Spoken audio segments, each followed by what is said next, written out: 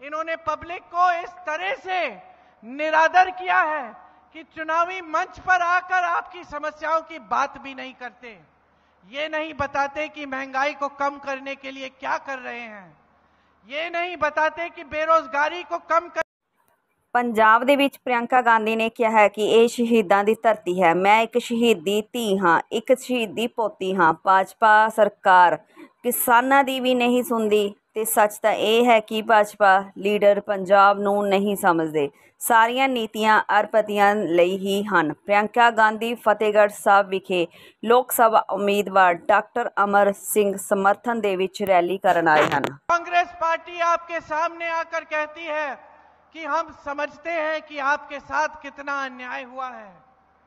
सिर्फ कांग्रेस पार्टी में एक नेता है राहुल गांधी, जो कन्याकुमारी से कश्मीर तक पैदल चला 4000 किलोमीटर और मणिपुर से मुंबई तक यात्रा की 4000 और किलोमीटर, सिर्फ आपकी समस्याओं को सुनने के लिए और ये समझने के लिए कि कहां कहां अन्याय हुआ है और इस अन्याय को हम दुरुस्त कैसे कर सकते हैं।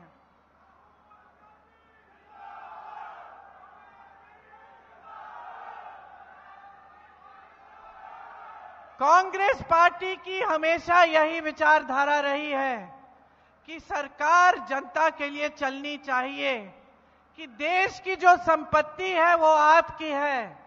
आपके लिए ऐसी प्रोग्राम, ऐसी योजनाएं बननी चाहिए जिससे आप इन चीजों का सामना, अपनी समस्याओं का सामना कर पाएं।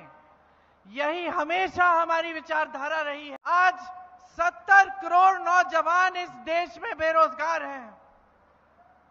70 करोड़ नौजवान बेरोजगार हैं और बेरोजगारी 45 सालों में सबसे ज्यादा आज है।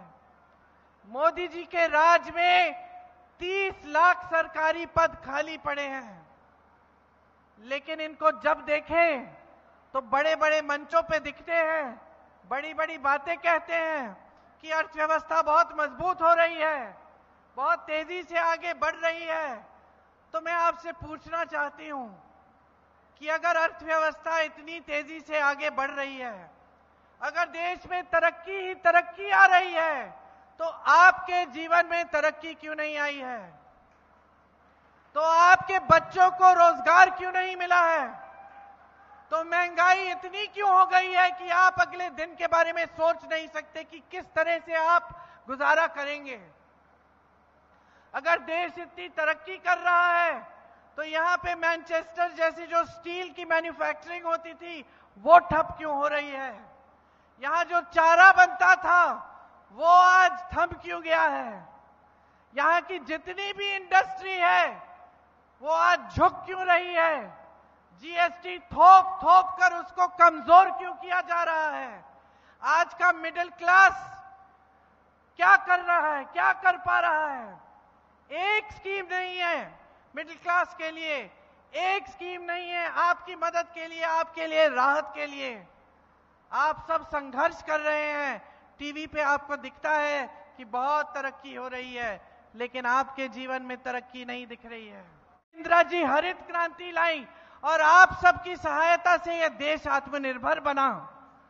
आज मोदी जी दशकों बाद आत्मनिर्भरता की बात करते हैं, लेकिन आत्मनिर्भर बनाने का काम इन्होंने सिर्फ अपने बड़े खरबपति मित्रों के लिए किया है। 16 लाख करोड़ रुपए ये कर्ज अपने बड़े बड़े खरबपति मित्रों के माफ करते हैं, लेकिन जब हम किसानों के कर्ज की बात करते हैं तो ये कहते हैं कि देश में पैसा नहीं है इसके लिए, अर्थव्यवस्था ठप हो जाएगी, ये कहते हैं। कांग्रेस पार्टी ने जहां जहां हमारी प्रदेश की सरकार थी वहां हमने कर्ज माफ करना शुरू किया। हमने छत्तीसगढ़ में किया, हमने राजस्थान में किया, हमने मध्य प्रदेश में किया।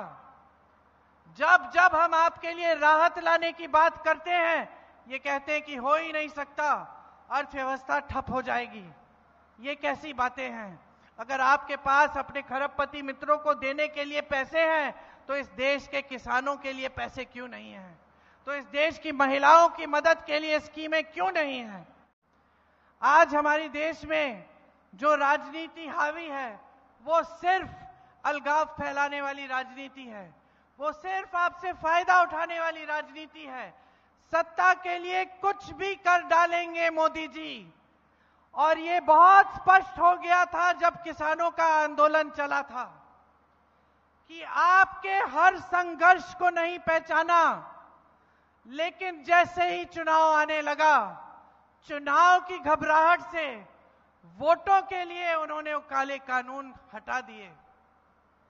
इसी तरह से उनकी सारी की सारी नीतियां, जो भी वो कहते हैं, जितने भी वो झूठ आपके सामने रखते हैं, जितने खोखले वादे करते हैं, जितनी हल्की बातें करते हैं, सब सिर्फ सत्ता लेने के लिए है। किसी भी तरह से सत्ता हासिल करनी है और सत्ता को हाथों में रखना है। चाहे आपकी चुनी हुई सरकारों को धन बल के आधार पर गिरा देना हो। आपने हिमाचल में देखा क्या किया, महाराष्ट्र में देखा, खुलेआम विधायकों को 100-100 करोड़ पकड़ा के चलिए आ जाइए भाजपा में।